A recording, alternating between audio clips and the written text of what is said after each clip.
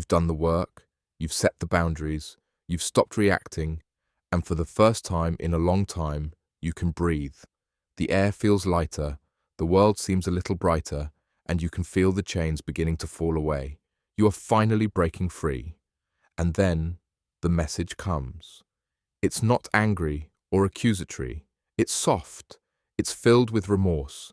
It's a tearful phone call or an email filled with a profound and sudden apology. They say all the things you've been desperate to hear. They promise to change. They tell you they can't live without you. Your heart, which was just beginning to heal, feels a familiar pang of hope. You think, maybe this time it's different. But Carl Jung would tell you to be very, very careful. This is not a change of heart. This is a psychological maneuver, a last-ditch effort from a wounded ego, and it is their most dangerous and final dirty trick. This is a painful and confusing moment. Your rational mind knows the reality of the past. It remembers the manipulation, the pain, the gaslighting, and the endless cycles of disappointment. But your heart, that tender part of you that craves love and validation, is begging you to take them back. You start to feel guilty for leaving. You start to question your decision. You think, maybe I was too harsh.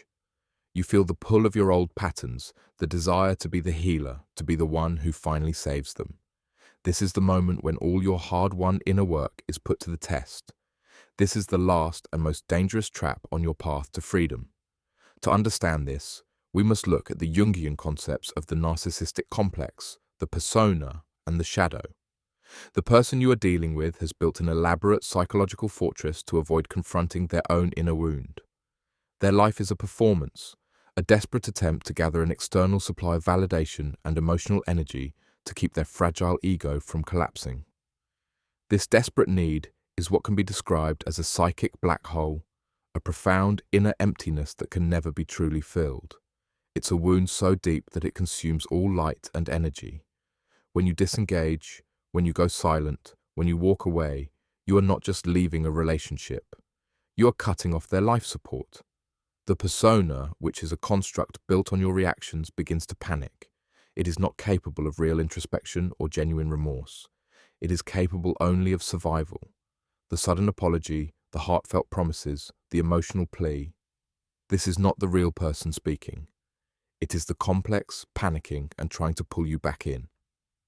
Jung would call this a last stand of the persona, a well-rehearsed performance designed to trigger your deepest wounds and pull you back into the cycle.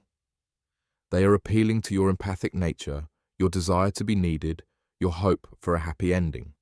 This is not a genuine act of reconciliation. It's a last-ditch attempt at control. It's a psychological act known as hoovering, sucking you back in to regain their supply. The person behind the persona, the one who is truly wounded, is not capable of this level of conscious manipulation. The part of them that is performing this trick is the unconscious autonomous complex that is running the show. It has learned what it needs to say to get you back. It is a psychological puppet show, and you are being asked to believe in a change that is not real. Your doubt is not a sign that you were wrong to leave. It's a sign that their manipulation is working. To win this game, you must understand its rules. Here is a deeper look at the specific tactics of their final dirty trick and the psychological truth behind each one. The apology tour. They not only apologize to you, but also to your friends, family, or social circle to appear reformed and garner sympathy.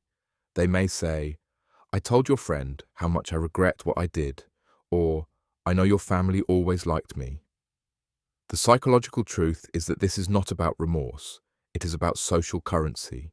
They are trying to rebuild their public persona, not to heal their private soul. They are attempting to make others a part of their manipulation, creating social pressure for you to take them back. The love-bombing resurrection. Suddenly, they re-emerge with the intense, idealized affection from the beginning of the relationship. They send you long, passionate texts, poems, or gifts. This is not a genuine rekindling of love. It is a calculated attempt to make you nostalgic for the illusion they created at the start. They are not giving you a new love. They are giving you a memory. They are trying to make you forget the pain by reminding you of a fantasy that never existed in the first place. The future-faking promise. They make grand, often specific promises about a new and perfect future you could have together. I'll go to therapy. We'll buy that house. I'll finally get my life together. This is not a plan. It is a psychological lure. It's designed to give you hope, to make you believe that the future will be different. The psychological truth is that these promises are hollow because they are not backed by any real inner work. They are simply words designed to get you to re-engage, after which they will inevitably fall back into their old patterns. The victim play. They present themselves to others as the heartbroken victim of your cold-hearted abandonment, creating a narrative that makes you look like the villain. They might say, "I'm so lost without you," or "I've been trying to fix things, but they won't even talk to me." The psychological truth is that this is a desperate attempt to offload their inner shame and guilt onto you. By making you the villain, they can feel like the innocent victim, which is a far more comfortable position for their fragile ego. This final trick is not a test from them, it's a test from the universe. It's a test to see if you have truly learned the lessons of your own journey. By holding your ground, you are not being heartless, you are being wise. You are choosing your own path to wholeness over the illusion of a relationship that never served you. This is the final step in individuating from the toxic patterns that once defined you. The ultimate form of freedom is not a negotiation with them, but a declaration of your own psychological independence. So how do you survive this final trick and complete your journey to freedom? This is a moment of profound courage. This is the final test of your inner strength. You must not engage with their words. You must engage with your own wisdom. Your final act of courage, resisting the trick. Create an inner council. Before you respond, visualize an inner council of your wise self, your logical mind, and your wounded child. Let the wounded child express its longing for the love and hope they are offering. Acknowledge its pain. Then, let your logical mind present the facts of the past, the promises that were broken, the pain that was inflicted. Finally, let your wise self, which holds the wisdom of your entire journey, make the final decision. This is a powerful act of self-trust that allows you to respond from a place of wholeness, not from a place of emotional reactivity. Practice the psychological detox. After the hoovering attempt, you will likely feel a wave of confusion and doubt. You must immediately engage in a psychological detox. Journaling prompts. Write about your experience. Use prompts like, "What part of me wanted to believe their words? What are the 3 most painful memories of the past relationship that their words are trying to make me forget? What would my healed self do in this situation?" The ritual of release. Create a ritual to symbolically release their final attempt at control. Write down all the promises and apologies they gave you on a piece of paper and then burn it or tear it up. This is a profound act of taking back your power and declaring that you are no longer a participant in their drama. The antidote to each trick. To the apology tour, your antidote is silence. You do not need to defend yourself. You do not need to correct their narrative to others. Your peace is your only currency. To the love-bombing resurrection, your antidote is reality. Remind yourself that love is not a performance.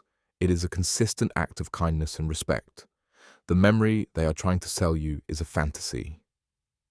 To the future-faking promise, your antidote is your own plan. Focus on the reality of your own life and the future you are building for yourself. Do not let their hollow promises distract you from your own truth. To the victim play, your antidote is emotional sovereignty. You do not have to carry their shame or their guilt. Their sadness is not a sign of your failure. It is a sign of their own pain.